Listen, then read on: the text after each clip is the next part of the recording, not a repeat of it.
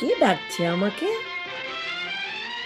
আমার না জ্বর হয়েছে, আজকে কুট্টুসকে একটু বেঁধে রেখেছি বলে আমার সাথে কিরম করছে দেখো না। কি করব,